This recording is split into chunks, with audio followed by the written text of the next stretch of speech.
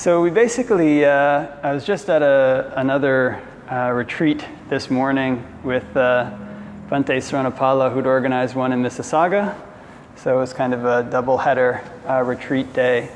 And one of the reasons that people come to these retreats is because they want a kind of more intensive, intensive might not be the right word, but experience. So, I remember when I was young, I used to do some running, kind of like track and field and cross country. And you'd have these kind of days where, if you did a little bit every day, that was good. You kind of, did 5 minutes, 10 minutes of, exercise every day, 15 minutes, that was good. But then from time to time in the course of training, you would have these kind of practices. Everybody would get together and they would kind of, do a more intensive practice as a group, kind of come together and as a group do a whole bunch of trainings. I remember being a young man and running cross country, and you'd have these kind of practices where, usually you'd run around the school a few times, something like that. But then every now and then the coach would take you and, drive you out to the country, and then he'd make you run like this, really long route with all these hills, all these various things. And this was basically to prepare for what the races would be like, because the races in cross country were not laps around the school. They were kind of, designed to be really tough races. I actually remember this one. They made you're running this whole thing, and everybody's running as fast as they can. You're totally exhausted, and they would sometimes deliberately put this humongous hill, right at the end of the race. I mean, it was humongous. Like really walking up it, you would have to kind of, step like so. And they would stick it at the end, right when people had to kind of run. And so the coaches kind of knew this. And so they would take you out to these kind of forest places to prepare. To prepare you for the time when this kind of a big race would be there. From the time when you would need to practice a little bit more intensively. And it was good that they did. Because you can imagine just doing a few laps around the school and then the day comes for the, for the big race, and all of a sudden you're faced with this hill. I mean, I myself might not have, ran up it. You kind of might have decided that was it. And so in the same way, when we come to train our minds in almost all forms of meditation training, there's always this period where people come together to give each other support as a group to practice a little bit longer than they normally would, to practice maybe a little bit more intensively than they normally would. Now, this isn't like, this isn't a super, military retreat, as you can see with the joking about the cell phone and all these various things.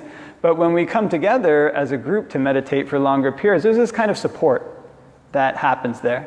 There's a kind of mutual support that happens there. When everybody knows that everybody's doing this together, then somehow it gives one the ability to sit for a little longer. So today we're going to do maybe 3 hours meditation, not a huge amount, but maybe more than one would normally do on a Saturday night by oneself. So again, this isn't super intense. But in all the kind of various meditation traditions, they have these. So remember when I first ordained as a monk, you would have this kind of period of your monastic life, which was the kind of normal monastic life period. Then in the wintertime in Canada, they would block it off to do this kind of a 3-month retreat. They kind of, invented this when Theravada Buddhism came to the West. They kind of decided, okay, we need, can't be outside swinging hammers when it's minus 20, so we'll stay inside and during that time meditate, just kind of devote ourselves to this practice. And so one of the reasons for this is because not everybody, even monks, not all the time, can devote their time all day, all night to meditation. There are places where you can do that as a monk. But in the West, especially at this monastery, various places, it's new. Buddhism was new. So we couldn't just meditate all the time because we wouldn't get to eat. Maybe you could go Sri Lanka or Thailand, you could just go with your bowl and you've got enough food. But in the West, we had to do some work. And so what this meant was there was this block of time that we could practice intensively for. We could set aside these 3 months to practice intensively. And during the Buddha's time, they also had this. Actually, it's this period right now. It's called Vassa. This is a time when monks were not allowed to wander. They had to stay in one place. And so traditionally during these times, when everybody's together as a group, all the monks are there, everybody's living together for a certain period of time, people would take the opportunity to increase their efforts beyond what they normally would be. Now, again, this isn't like a kind of an Olympic level Owada or anything, but this is the kind of tradition that exists in almost all training situations, all situations where one is trying to develop a skill. So during the rains retreat time, during the winter retreat time in Canada, monks would tend to take on extra vows. Okay, for this 3 months of this retreat, I'm going to only eat alms food. I won't eat any food that people bring. Or, some monks would only sleep sitting up. They won't sleep sitting down. And then because you're scheduled in there, you can come up with a fixed schedule that's more intense. Okay, I'm going to meditate X number of hours that I don't normally get to, and you can follow through with it for that period of time, for this period of training. Now, the interesting thing about this kind of training is it's not your everyday training. Right? I mean, actually, there are the monks who tend to achieve the end goal, who achieve arahantship. This becomes their lifestyle. So their lifestyle is meditation. It's kind of their specialists in meditation. But not everybody can do that. And so for this reason, when one comes to these periods where where there's a time set aside for retreat, what we actually try to do is imitate the lifestyle of the arahants. We try to imitate the lifestyle of the great monks. And so traditionally this would occur on what they call poya days, these kind of uposatha days. It happens on the moon days. And the Buddha actually teaches, he said, for this day and night, the arahants do X. For this day and night, the arahants, they only eat 1 meal a day. So for this one day, I may not be able to do this every day, I'll only eat 1 meal a day. Only eat 1 meal today. The arahants for as long as they live, and it goes through the list of all the 8 precepts, not engaging in entertainment, sleeping on the floor. And so for this day and night, I'll imitate the arahants in this respect. And the Buddha teaches that this kind of act of imitation, even for a short time, is something that's immensely beneficial. I mean, this is specifically in relationship to the uposatha day, to the 8 precepts, but it's a principle. It's a principle that we see in all forms of training, that a certain period of time is set aside when we are shed of our normal duties. We're shed of our normal responsibilities, and we can devote ourselves to something we wouldn't normally devote ourselves to do. We can take on a culture that we wouldn't normally take on. We can take on a lifestyle that we wouldn't normally have the opportunity to have. And so that's essentially the aim of kind of retreats. Whether it's a kind of a full-day retreat or a micro-retreat like we have now, a retreat in the park, a 3-month retreat in the winter, 3 months in the summer and winter in Korea, whatever it is, a rains retreat in the time of the Buddha, this is the aim. The aim is to, in part, take on more than we normally would, to do more than we normally would, to get a taste, to be able to imitate the lifestyle of those who've achieved the end goal. Now, this isn't something that just has to be, something for the sake of imitation. Kind of interesting thing about these opportunities is that when they're used well, it's like somebody kind of going up a big hill. Remember being a kid, and used to like to ride bikes or whatever, rollerblade. And if you went to the top of the hill, you're going hard, getting there. But after that, you could kind of coast for a while. After you got to the top, it was a downhill run. In other words, you're kind of easing. Of course, you got to the bottom of the hill again, eventually. But there was a momentum that came from coming to the top and going down. And in a similar way, when one goes on a retreat, when one takes an opportunity to cultivate one's mind intensively, it's like climbing to the top of a hill. Even for 3 hours, there is a great opportunity to raise the level of our practice, to imitate the practices of those enlightened beings, enlightened monks, enlightened nuns of the past who had achieved the end of suffering. And so I remember when I first started to go on kind of meditation retreats, they would have these 5-day retreats in the winter and 5 days in the summer at a Zen temple. Kind of very grateful that they had them. And I remember this isn't like that, but I remember the first one I had, I just had no idea what I was getting into. Just like, well, let's just go on the retreat, it should be, it should be all right, a fun time, I was hoping it wouldn't get too easy. And, by the end of the first day, I was just, in torture, thinking, what did I get myself into? I should leave. But in any event, I ended up staying on for this kind of a 5-day retreat. And what tended to find was that 5 days almost set the tone for 6 months of my life after that. It was kind of noticeable, kind of like climbing this hill, depending on the amount of effort I put into it, depending on how well I made use of the opportunity. There was a couple times when I just kind of didn't get the same effect.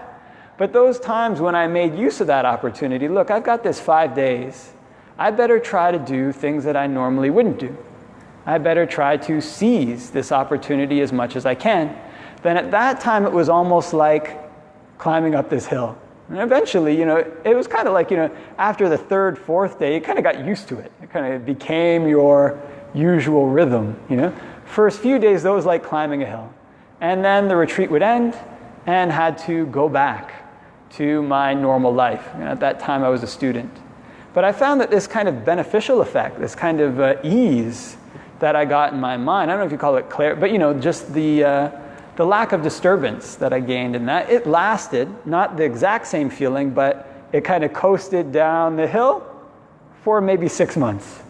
And at 6 months, I kind of got the feeling, possibly from vaguely what I remember, okay, maybe I'm about back, where I was, before I started the retreat, before I went on this retreat. And so these things can have great benefits to them. These retreats can be more than just a kind of one-off, like these kind of diets people do where they lose, 30 pounds in like 3 months, and then 3 months later they've got 30 pounds back. This actually doesn't have to be that way, like this kind of diet fasting. The teachings of the Buddha actually tend to go in a different direction, because not only do we have to climb the hill like this only to go back down, what this actually can do is it can give us a taste of what's possible in training our minds. It can give us a taste of what's possible in a lifestyle that's devoted to the Dhamma, and a lifestyle that's devoted to training. Something that happens when we can support each other as a group. Because I remember, going as a young man to become a monk, just going to even a retreat for the first time, you just don't have the cultural background for that kind of thing. There's so many things you have to learn. It seems very simple. Okay, we're going to do a little bit of meditation, a little bit of cleaning, a little bit of whatever. But to actually do that day in, day out is one thing. To do it for a day is another. So in other words, the real and true benefits of the Buddha's teachings come when his teachings get integrated into our life, when they become part of our lifestyle. So this imitation of the Arahants for a short period doesn't have to be something that's just like this kind of diet, going up and going down. Actually, what it can do is lead us onwards in our practice. So in other words, we go to the top of the hill, and we know what the top of the hill looks like, and then after we leave the retreat, it becomes a kind of measuring stick by which we can measure our practice afterwards. Well, wait a minute, look, I sat in meditation for 5 days, or today is just 3 hours. This is a micro retreat. But I sat in meditation for 5 days. Surely I can sit in meditation for a half hour a day. Surely there's nothing that can stop me from doing that. It's a possibility for me. And this is where the true benefits of a retreat come into play. It's because they give one the framework through group practice to have individual changes in one's lifestyle, to make changes in one's lifestyle that bring a lasting happiness. It gives a taste that can lead one onwards to want to eat the whole meal or to want to eat more of the meal. Because this is where this kind of satisfaction comes from. There's this kind of, sutta where the Buddha says, people can claim to have physical health for even as long as 100 years. But people can't claim to have mental health for even a split second, basically, unless they're arahants.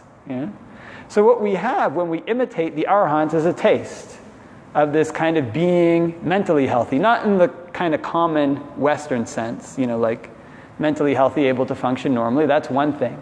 But what the Buddha talks about when he talks about being mentally healthy is not having this kind of desire to run onwards, not having this kind of itch that always needs scratching. So you give this simile in a different sutta of this kind of jackal with mange. This jackal with mange, hear it howling at night. Now, wherever the jackal goes, the jackal goes to root of a tree, jackal goes to, its den. Wherever that jackal goes, it's uncomfortable. It's got this itch that needs scratching. Now, if somebody were to take some medicine and apply it to the wound of that jackal, apply it to its mange, that jackal might get some relief. Just apply a bunch of medicine to that wound, it might get some relief. Get relief for a couple days, a few days, but then gradually, if the medicine isn't applied again and again, then the mange comes back. And in the same way, that's how the Dhamma works. It works like this. The Buddha described himself as a doctor, and his medicine for the mind is this practice. His medicine for the mind is this training which helps us to cease our endless looking for things outside of ourselves for satisfaction, or even inside of ourselves. But this training kind of brings us more and more towards a sense of ease. This sense of ease is the type of feeling that a person gets when they have what they need. When they don't need what they don't have. When everything that they require is right here in their practice. And that can be something that goes beyond. It can be something that becomes permanent.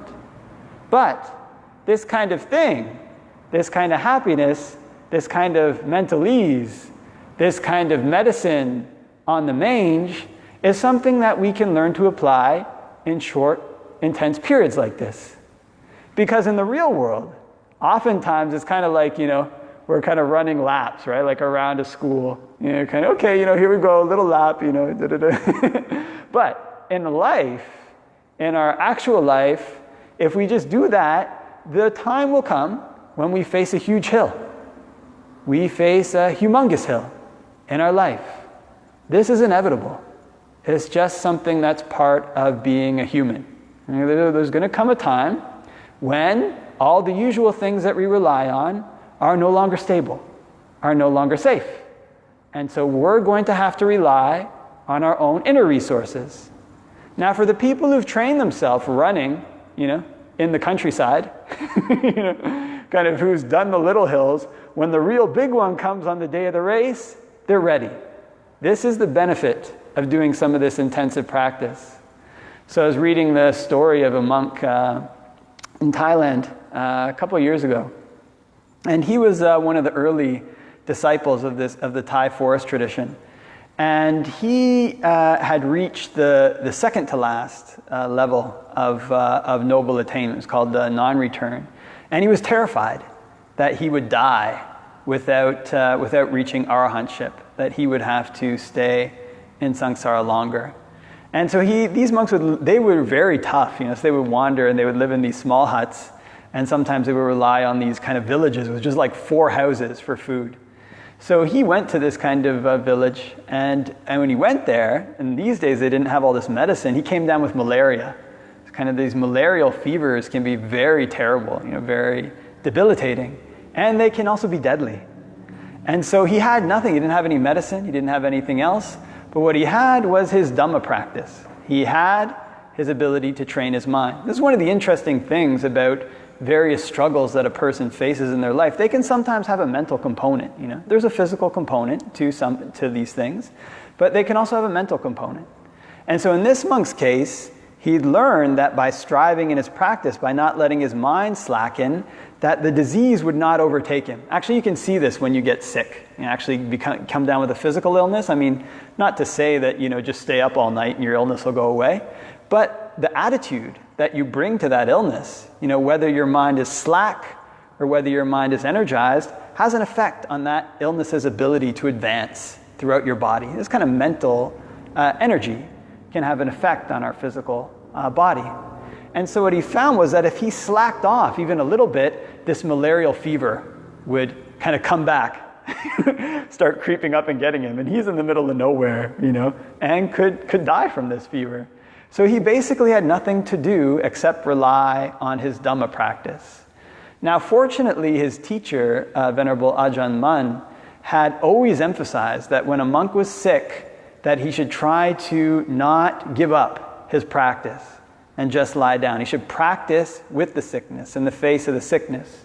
And because he'd had this more intense training, because he'd had this teaching from Ajahn Mun, he didn't back down in the face of this illness. You can imagine, when you're sitting in meditation, you get some pain in your leg. There this guy's sitting with full malarial fever, doing sitting and walking, when he lies down, and he gets enough energy to, to do something, doesn't sit there kind of lounging, he sits there and does his Dhamma practice. And eventually, towards the end of the retreat, I think that's when he finally had his final breakthrough. It was kind of his kilesas fell away, and he had nothing more to do in the Dhamma. And also his malarial fever fell away. But it was because of his practicing for that time that he was able to come through that time with more. Come through the time of difficulty with more than he had before the time of difficulty. And this is a similar thing that happens in people's life. There are inevitably challenges that one faces. There's the challenges of aging. There's the challenges of sickness. There's the challenges of death, either our own death or the death of people we love. There's the challenges of things we care about coming to an end. And if we practiced running up the hills beforehand, when these things come, if we face them well, if we run up the hill, we sometimes find at the other end of that hill there's a plateau. The ground is flat. It seems like this hill is going to go on forever, but once we crest that hill, and that's how it was in this race. After that huge hill, there was no more big hills after that. The race finished. But just a little bit more further, and then that was it for the race. They deliberately put that hill there. You can tell they planned the route. But it's a good metaphor, because quite often all these difficult situations that come in our life from the loss of things that we care about, if we persevere with our Dhamma practice, if we have the Dhamma as our refuge, if we have meditation as our refuge, if we become accustomed to practicing, then these things serve as a refuge through the difficult times. And the amazing thing is that if we persevere with them as a refuge through the difficult times, they become stronger. The fear that comes with difficulty lessens.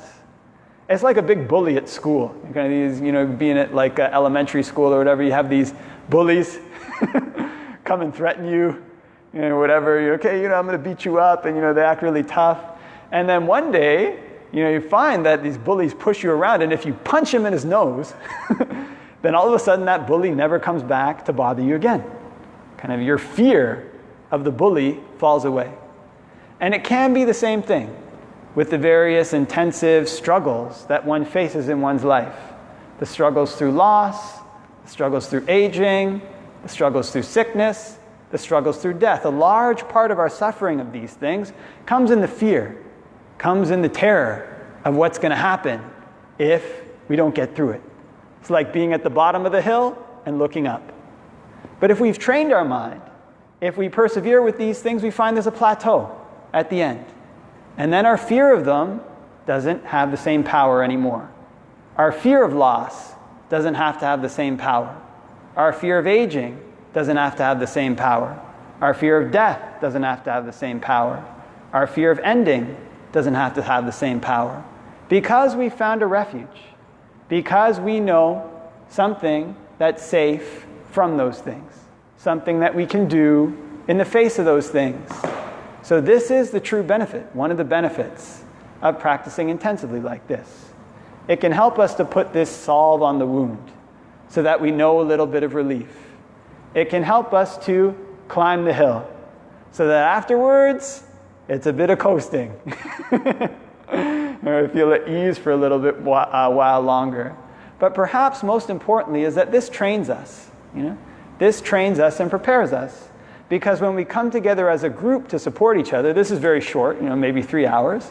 But if maybe we have a longer, here or wherever, there's a longer one day where you meditate for maybe 9 hours, that trains you. That trains us to be able to know that there's things that we can do we didn't think we could do before. There's things we can overcome we didn't think we could overcome before. And all that we needed to overcome them was our practice. All that we needed to overcome them was our training. And this is something that nobody can take away from us. Something that can only be lost on our own. So what this means is that it gives us a place of safety. A place of safety to look up at the big hills in life and not be afraid. I can persevere through this. To reach the plateaus at the end of the hills. And ultimately, our aim is to finish the race. To end our defilements entirely. To experience what the Buddha said should be experienced. To be experienced what that monk experienced. To enter the stream of Dhamma. Because this is a stream that leads one way. Inevitably, inexorably, as rivers lead to the lakes lead to the ocean, the stream of the Dhamma leads to happiness. It leads to unbinding. It leads to the end of suffering. So this is the benefit of training like this, even for a short period of time.